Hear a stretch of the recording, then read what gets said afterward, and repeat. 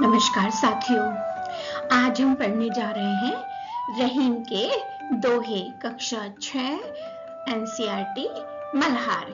इस वीडियो में आप देखेंगे पाठ के दोहों का सरलार्थ, स्पष्टीकरण, व्याख्या, MCQs, CVQs and HOTS, mind map और चित्रकथा का तड़का तो रहेगा ही, साथ ही क्रिएटिविटी के प्रश्न और हाँ वर्कशीट, बहुत कुछ है। अंत तक बने रहिएगा। Please subscribe Gunavadi channel, like, share and comment. आप चित्र में बहुत कुछ भाव देख रहे हैं। क्या आप बता सकते हैं अपनी काव्यात्मक अंदाज में ये कौन से भाव हैं? दो मित्र जैसे एक दूसरे की सहायता करते हुए, एक पेड़ फल से लदा हुआ, पानी की बूंदें, टूटे हुए धागे को जोड़ते हुए व्यक्ति। क्या इनसे संबंधित किसी को कोई दोहा याद आ रहा है? जी, जैसे फलों का लदा वृक्ष देखकर मुझे याद आ रहा है, वृक्ष कहू न फल भके, नदी न संचे नीर, परमारथ के कारणे साधन धरा शरीर। और ऐसे ही पानी की बूंदों से हमें जो एक दोहा हम बता सकते हैं, रहीम ने पानी राखिए, बिन पानी सब सून, पानी गई ना उभरे, मोती मन सुन। ऐसे ही सुई धागा पर रहीम लघु नदी जे डार, जहां काम आवे सुई, का करी तलवार। इन चित्रों में क्या समानता है? ये चित्र हमें कौन से सीख दे सकते हैं और इनसे कोई कहावत दोहा बन सकता है? इन बिंदुओं पर विचार करिए दोस्तों। और भी आप गतिविधि कक्षा में कर सकते हैं कि यदि आपको केवल 2 पंक्तियों में कोई सीख देनी हो तो आप क्या लिखेंगे? जैसे बड़ा हुआ तो क्या हुआ, जैसे पेड़ खजूर, पंथी को छाया नहीं, फल लागत अति दूर। ऐसी मीठी वाणी, ऐसी वाणी बोलिए, मन का आपा खोए, औरन को शीतल करे, आप शीतल होए। तो रहीम ने भी ऐसे ही जीवन उपयोगी संदेश दोहों में दिए हैं। हम आज उन्हीं का अध्ययन करने जा रहे हैं। तो मित्रों, इस पाठ का उद्देश्य है सबसे पहले जीवन मूल्यों की पहचान, रहीम के दोहों में छिपे गहरे जीवन दर्शन को समझना, नैतिकता की समझ, समाज में छोटे बड़े के महत्व और आत्म सम्मान की भावना का विकास करना, सकारात्मक आचरण, परोपकार, मधुर वाणी और प्रेम जैसे मानवीय गुणों को अपने व्यवहार में उतारना। आप देखिए माइंड मैप। तो रहीम के दोहों का ये जो मस्तिष्क कार्यखंड है, इसके माध्यम से आप कम समय में इसके की फैक्टर्स, चैप्टर्स के याद कर सकते हैं। जैसे रहीम महान कवि हुए हैं, है ना, वे दानी और विचारक थे। इन्होंने दोहे के माध्यम से जीवन का मार्गदर्शन किया, नैतिक मूल्यों की सीख दी। सरल खड़ी बोली हिंदी के ये दोहे हैं, ठीक है। और इनमें अलंकार हैं, प्रकृति का मानवीकरण है और जीवन मूल्यों की पहचान है। कीवर्ड्स कौन से हैं इसमें? रहीम, दोहा, है ना, बहुत सारे हैं। मित्रता, सदाचार, संबंध, प्रेम, संदेश आदि। इनको पढ़िए और समझिए। दोहा छंद का प्रयोग किया गया है और उन्होंने अपनी कविता के लिए, सबसे पहले कवि का परिचय देखते हैं। इनका पूरा नाम था अब्दुल रहीम खान खाना। अकबर के दरबार के ये नवरत्नों में से एक थे। प्रसिद्ध शायर हमारे देश के हुए हैं। हिंदू मुस्लिम दोनों इनको सम्मान देते थे क्योंकि इनकी रचनाएं बहुत उत्कृष्ट और धर्म जाति सद्भावना, धर्म जाति से ऊपर उठ के थी। उनमें सद्भावना थी, सांप्रदायिकता नहीं थी। इनका जन्म 16वीं शताब्दी यानी कि 1556 ईस्वी में हुआ। रचनाएं नीति, भक्ति और प्रेम संबंधी अद्वितीय काव्य हैं। लोकप्रियता, आज भी जनजीवन में अत्यंत लोकप्रिय कवि हैं। रचनाएं नीति, भक्ति, प्रेम संबंधी अद्वितीय काव्य हैं। भाषा व ज्ञान की सीख देती हैं इनकी रचनाएं। अवधी और ब्रज भाषा के महारथी हैं। रामायण और महाभारत के ज्ञाता हैं। 17वीं शताब्दी में इनकी मृत्यु हुई। अब इनके दोहों में क्या सीख छिपी है? इनके दोहों में छात्रों, परोपकार, प्रकृति की तरह निस्वार्थ भाव, परोपकार की भावना छिपी है, आत्मसम्मान। पानी शब्द के सुंदर इस्तेमाल से वो कितनी खूबसूरत चीज बता देते हैं कि हमें पानी की रक्षा करनी चाहिए, क्योंकि उसके बिना हमारा जीवन सूना है ना। फिर संतुलन सिखाया इन दोनों के माध्यम से, हर छोटी बड़ी चीज को अपना महत्व होता है। सच्ची मित्रता सिखाई है, सच्चे मित्र की पहचान कैसे करें वो बताई है कि विपत्ति में ही अपने की पहचान होती है। मुसीबत एक तरह के आपके जीवन संबंधों के लिए फिल्टर का काम करता है। रिश्तों का महत्व, धागे की तरह नाजुक प्रेम की सीख दी है। आइए अब एक एक दोहे का अर्थ देखते हैं। रहीमन देख बड़ेन को, लघु न दीजे डार, जहां काम आवे सुई, कहा करी तलवार। रहीमदास जी कहते हैं कि बड़े लोगों को पाकर छोटों को मत भुला दो, क्योंकि जहां सुई का काम है वहां तलवार क्या करेगी। तलवार युद्ध क्षेत्र में लड़ने के काम दुश्मन के आती है, मार डालती है उसे, बड़ी होती है, लोहे की होती है, ताकतवर होती है, और सुई छोटी सी होती है। लेकिन जब कपड़ा सिलना होता है तो वहां तो सुई ही काम आती है, तलवार काम नहीं आती। इस दोहे से पता चलता है कि जीवन में छोटे बड़े सबका महत्व है। इस संसार में छोटी से छोटी वस्तु उपयोगी है, किसी का भी महत्व नगण्य नहीं है, इसलिए छोटों का भी सम्मान करो। दूसरा दोहा, तरवर फल नहीं खात है, सरवर पिए ही न पान, कही रहीम पर काज हित, संपत्ति संचय सुजान। रहीमदास जी कहते हैं कि जिस तरह से पेड़ अपने, तरवर मतलब पेड़ है ना बेटा, अपने फल खुद नहीं खाते। सरवर मतलब यहाँ पे तालाब कह लो या नदी कह लो, तो जिस तरह से पोखर या नदी अपना पानी खुद नहीं पीते, उसी तरह से जो संपत्ति संचय मतलब संकलन, एकत्रण है ना, संपत्ति मतलब धन संपदा, सुजान मतलब सज्जन। उसी प्रकार सज्जन संत लोग भी दूसरों के परकाजित, दूसरों की भलाई के लिए धन संपदा अर्जित करते हैं। रहीमन धागा प्रेम का, मत तोड़ो चटकाए, टूटे से फिर ना मिले, मिले गांठ पड़ जाए। अब रहीमदास जी एक धागे, कोमल सी चीज के माध्यम से कोमल प्रेम भाव की तुलना करते हुए प्रेम को ना खंडित करने की सीख दे रहे हैं। यानी कि प्रेम में, संबंधों में धोखा ना करें। क्यों ना करें? कि जैसे धागा नाजुक होता है ना, जरा से झटके से टूट जाता है, ऐसे ही प्रेम संबंध होते हैं। प्रेम संबंध बड़े नाजुक होते हैं, उन्हें मत तोड़िए, क्योंकि जिस तरह से धागा टूट जाएगा तो फिर नहीं जुड़ता, और जुड़ता है तो उसमें गांठ पड़ जाती है। ऐसे ही प्रेम संबंध एक बार बिखर गए तो फिर उनमें कुंठा आ जाएगी, भले ही आप एक साथ रहने लग जाओ।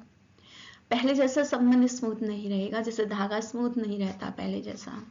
मतलब अगर प्रेम संबंध एक बार खराब हो गए तो हमेशा के लिए अपना विश्वास खो देते हैं। रहीमन पानी राखिए, बिन पानी सब सून, पानी गए ना उबरे, मोती मानस चून। एक श्लेष अलंकार, पानी शब्द का इस्तेमाल किया है। एक ही बार पानी शब्द है, लेकिन उसके अर्थ 3 हैं, अलग अलग अर्थ हैं, अनेक अर्थ हैं उसके। तो इसके माध्यम से कितनी खूबसूरत बात रहीम ने कही है कि पानी की सुरक्षा करिए, पानी के बिना, क्योंकि सब कुछ सूना है। पानी ना हो मतलब पानी को बचाव करें, अर्थात मनुष्य को अपने सम्मान, पानी उतर गया तो कहते हैं ना, मुहावरा है कि सब कुछ उतर गया है, इसका तो पानी उतर गया मतलब उसकी इज्जत खराब हो गई, सम्मान चला गया उसका, उसने ओछे काम करे, गंदे काम करे, इसलिए उसका पानी उतर गया। तो सम्मान के अर्थ में पानी है पहला। दूसरा मोती, जिस मोती की चमक, यानी कि पानी चला गया हो, मोती से पानी उतरना, यानी कि उसकी चमक चली गई तो मोती कौन खरीदेगा, वो तो अनमोल नहीं रहा। ऐसे ही चून है, चून मतलब या तो चूना कह लीजिए, चूने में भी पानी मिलाएंगे तभी तो रंग रोगन दीवारों पे होगा, या फिर आटा, चून माने आटा भी होता है। तो चून का अर्थ आटा ना गूंथना हो रोटी बनाने के लिए, तो बिना पानी के होगा क्या। तो मोती मनुष्य और आटे के संदर्भ में या चूने के संदर्भ में पानी के उपयोग की महत्ता, बहुमूल्यता, कितनी खूबसूरत बात कहकर रहीम ने हमें समझा दी। अगला है रही मन विपदा हु भली जो थोड़े दिन होए, हित अनहित या जगत में जानी परत सब कोय।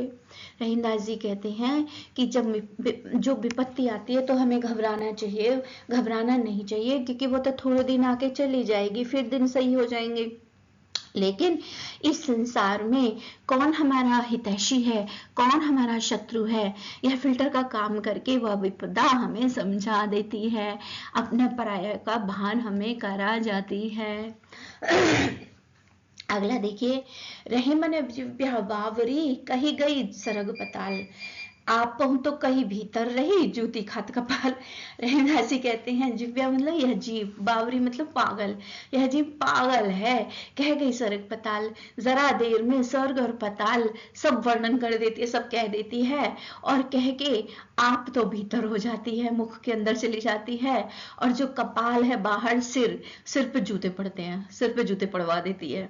ये जिव्या बावरी है, पागल है, जो सब कुछ कह देती है, जरा देर में बिना सोचे समझे बोल जाती है, कड़वा बोल जाती है, मीठा बोल जाती है, और खुद बोलकर छिप जाती है मुंह में, और सिर को झेलना पड़ता है। इस दोहे के माध्यम से रहीमदास जी सीख देते हैं कि हमें सोच समझ के मधुर वाणी बोलनी चाहिए, कड़वे वचन नहीं बोलने चाहिए, नहीं तो उसके बुरे परिणाम हमें भुगतने पड़ते हैं। अगला है लास्ट दोहा अंतिम, कही रहीम संपत्ति सगे बनत बहुत बहुरीत, विपत्ति कसौटी जे कसे ते ही सांचे मीत। रहीमदास जी कहते हैं कि संपत्ति जब हमारे पास होती है तो बहुत प्रकार से अनेक दोस्त हमारे बन जाते हैं, भांति भांति के मित्र बन जाएंगे जरा देर में, लेकिन विपत्ति के समय जो हमारा साथ दे, है ना, तो वे ही हमारे सच्चे मित्र होते हैं। दोहों के माध्यम से विपत्ति को मित्रता का फिल्टर बताया गया है। आइए अब इन दोहों का एक एक करके हम स्पष्टीकरण देख लेते हैं। पहला दोहा, रही मन देख बड़े को लघु न दीजे डार। रहीमदास जी कहते हैं कि बड़ी वस्तु या बड़े व्यक्ति की उपेक्षा नहीं करनी चाहिए। जहाँ सुई का काम होता है, जैसे सिलाई, वहाँ बड़ी तलवार कुछ नहीं कर सकती। जीवन में हर छोटी बड़ी चीज अपना अलग महत्व स्थान रखती है। फिर अगला दोहा, तरवर फल नहीं खाते हैं। जिस प्रकार पेड़ अपने फल स्वयं नहीं खाते, तालाब अपना पानी स्वयं नहीं पीते, वे दूसरों के लिए ही फल और जल देते हैं, ठीक उसी प्रकार जो सज्जन और ज्ञानी व्यक्ति हैं, वे अपनी संपत्ति और धन का संचय दूसरों की भलाई के लिए, कार्यों के लिए ही करते हैं। इन्हें पढ़िए और समझिए, मैंने आपको सारा समझाया है अभी अर्थ। अब हम इनका विश्लेषण देखते हैं। रही मन विपदा हो भले जो थोड़े दिन होए, हित अनित या जगत में जाने परत सब कोय।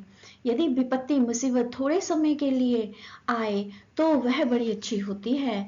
संकट के इस छोटे से समय में ही मनुष्य को इस संसार में यह पता चल जाता है कि कौन उसका सच्चा हितैषी है, भला चाहने वाला है, यानी कि, और कौन केवल दिखावे का मित्र है, यानी कि विपदा फिल्टर का काम कर रही है।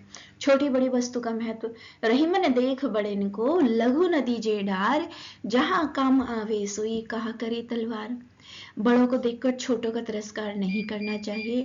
जहां सुई छोटा व्यक्ति या वस्तु काम आती है, वहां बड़ी से बड़ी तलवार भी कुछ नहीं कर सकती।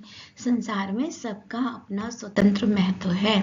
ऐसे ही परोपकार रिश्तों की नाजुकता, तरवर फल नहीं खाते है ना, वृक्ष अपना फल स्वयं नहीं खाते और तालाब अपना जल स्वयं नहीं पीते। इसी प्रकार सज्जन लोग दूसरों की भलाई परोपकार के लिए ही संपत्ति का संचय करते हैं। रही मन धागा प्रेम का मत तोड़े छटकाए।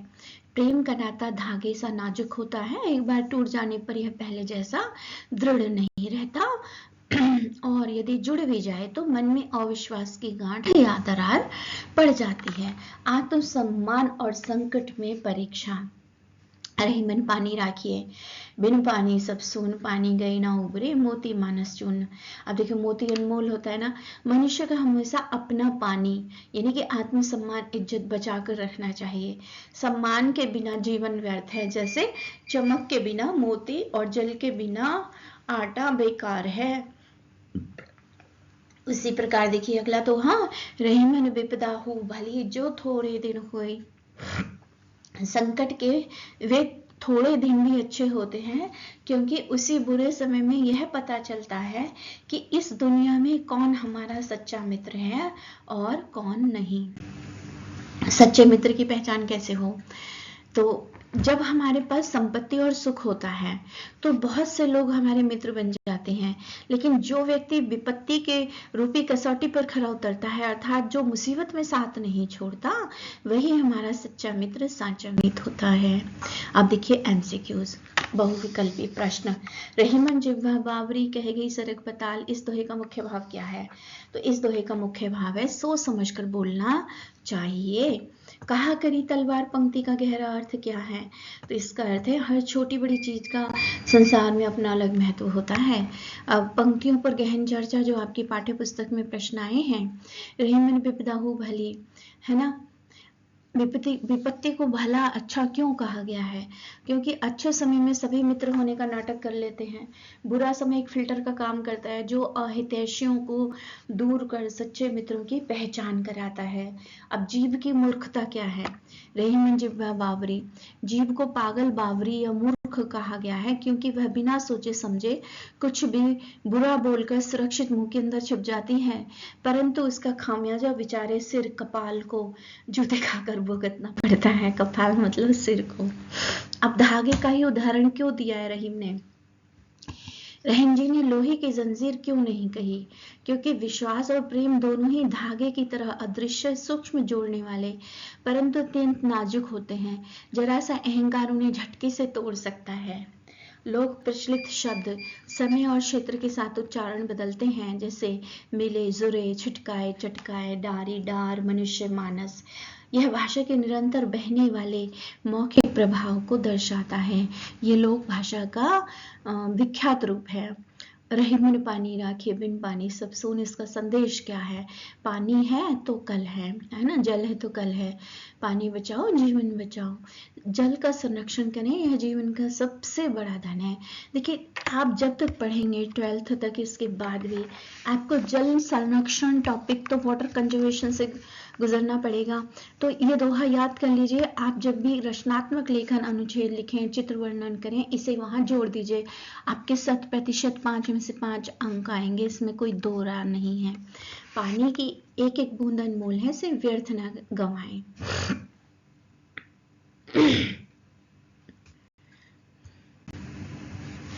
अब देखिए, ये मैंने समझा दिया आपको, और आप डीपली पढ़ना चाहते हैं, सीखना चाहते हैं, तो आप दोबारा से अध्ययन करिए। इन पर सब पर हमने चर्चा कर ली है।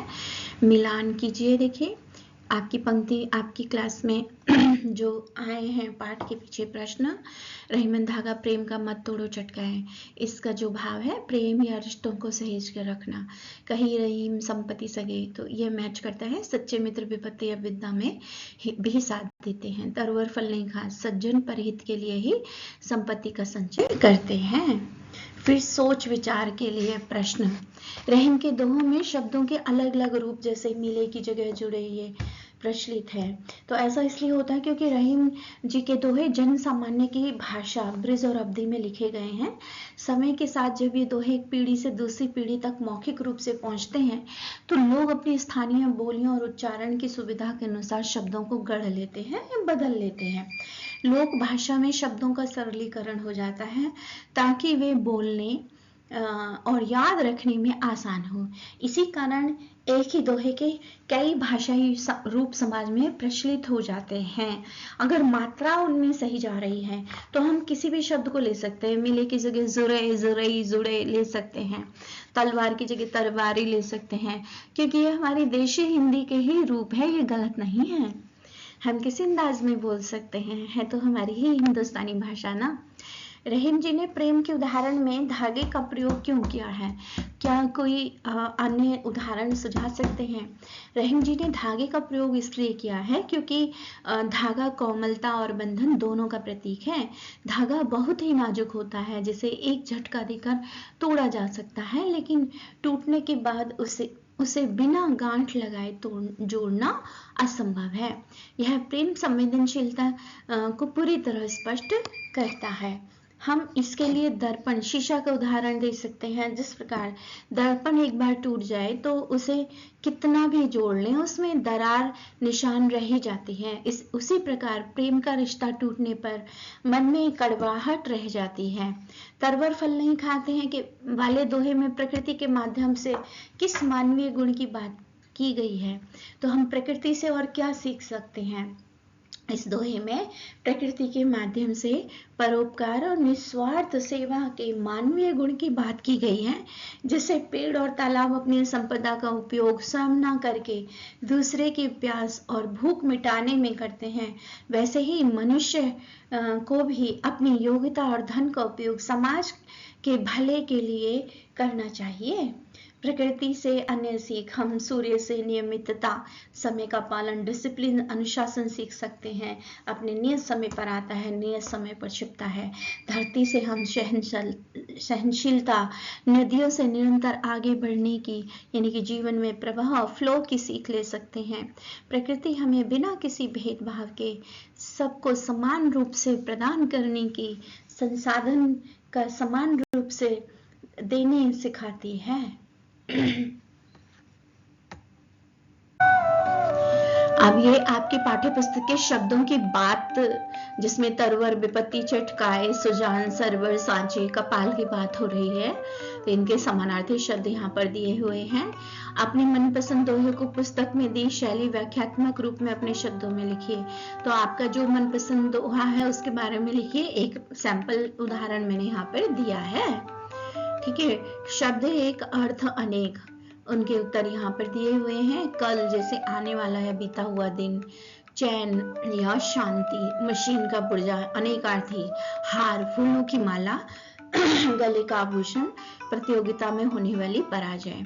कर, शरीर का अंग, हाथ, सरकार को दिए जाने वाला टैक्स, और कर मतलब क्रिया भी होता है। फल, खाने वाला फल, कर्म फल, नतीजा, तीर या तलवार का फल या हल का फल। हिमन देख बड़े इनको देखिए, उसका कितना अच्छा विश्लेषण है। जैसे वो बात कर रहे हैं, मैं बड़ी तलवार हूँ, सबसे शक्तिशाली, मुझसे बढ़कर कोई नहीं। सुई कहती है, मैं छोटी सुई हूँ, पर बिना मेरे कई काम अधूरे रह जाते हैं। संदेश क्या है इसका, कि किसी को छोटा या नगण्य समझकर अपमानित नहीं करना चाहिए। छोटी चीजें भी अपने स्थान पर बहुत उपयोगी होती हैं। फिर योग्यता आधारित सीवीक्यूज देखिए। रहीमन देख बड़े इनको लघु न दीजे डार, है ना। इस दोहे के संदर्भ में क्या आपको लगता है कि आज के आधुनिक युग में भी छोटी वस्तुओं या साधारण व्यक्तियों की महत्ता बनी हुई है?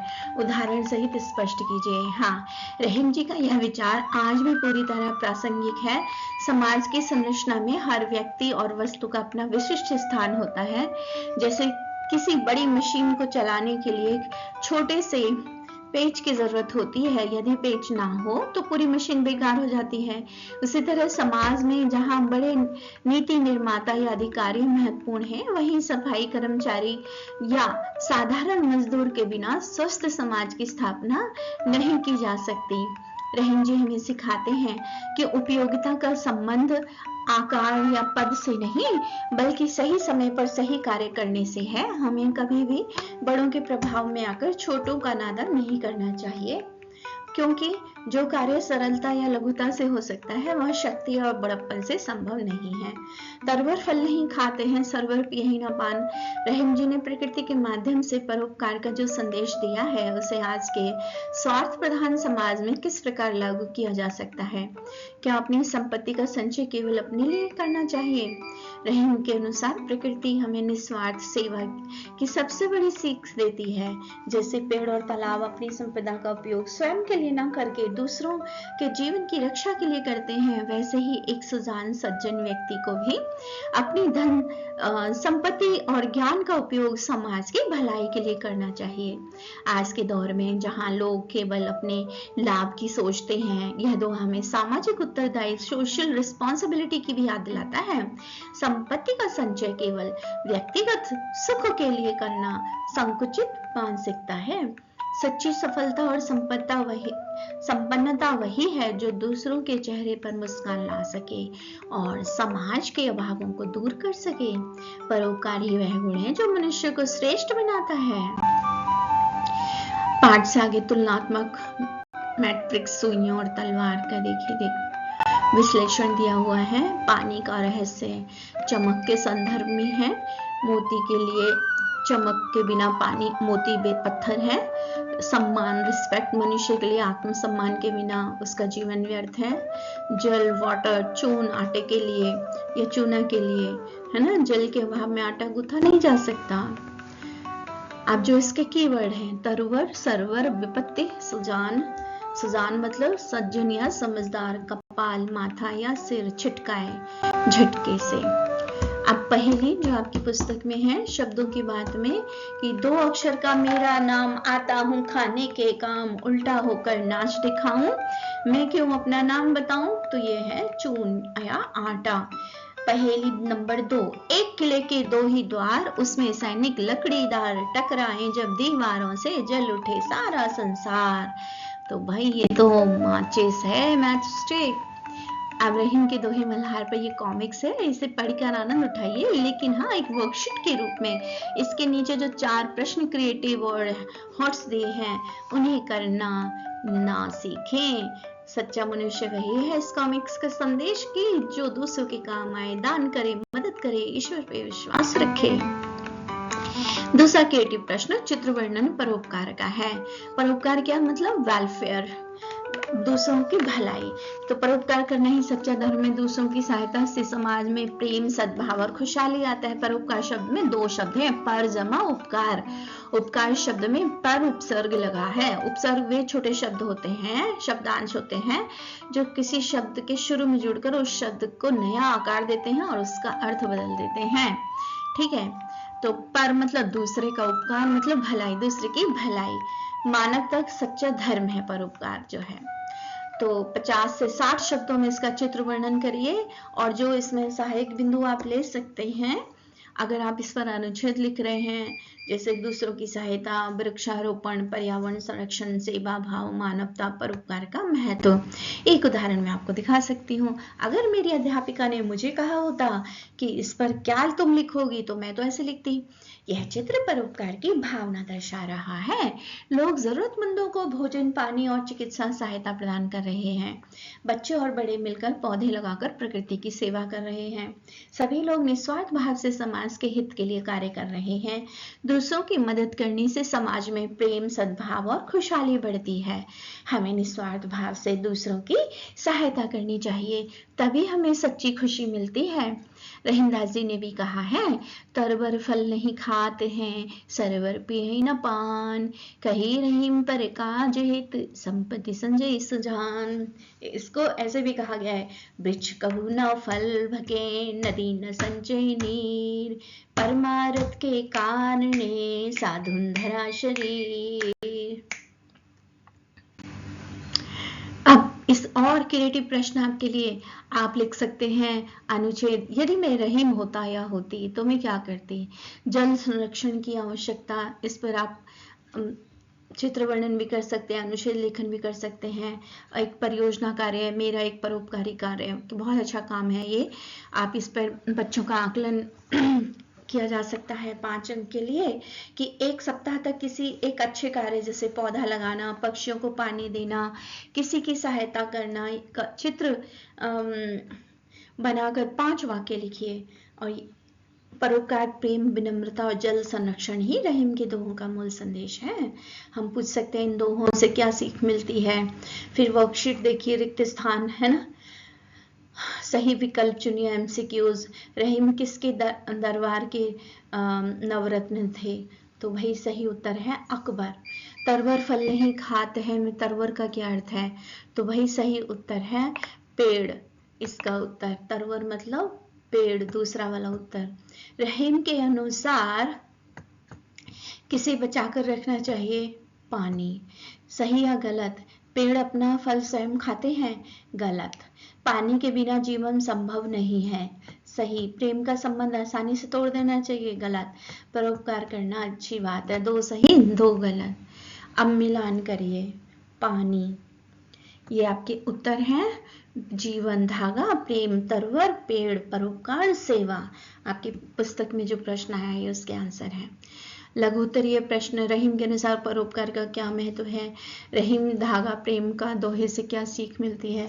पानी का महत्व अपने शब्दों में लिखिए। यदि पृथ्वी पर पानी समाप्त हो जाए तो क्या होगा? क्या टूटे संबंध पहले जैसे हो सकते हैं? अपने विचार लिखिए। रहीम ने पेड़ और तालाब का उदाहरण क्यों दिया है? तो आप इसी तरह से अनुच्छेद भी लिखवा सकते हैं जल संरक्षण, वाटर कंजर्वेशन पर, परोपकार के महत्व पर। अब आइए, पाठ का मुख्य संदेश, कोर मैसेज क्या है? तो रहीम के दोहे हमें सिखाते हैं कि उत्कृष्ट जीवन वही है जिसमें परोपकार की भावना हो, वाणी में मिठास हो, संकट के समय धैर्य हो और समाज में हर छोटे बड़े व्यक्ति का सम्मान हो। ज्ञान केवल पढ़ने के लिए नहीं बल्कि आचरण में उतारने के लिए है। यानी हम प्रैक्टिकल लाइफ भी इसी तरह आदर्श वाली जिए। तो हमने इस पाठ से क्या सीखा, ये देखते हैं।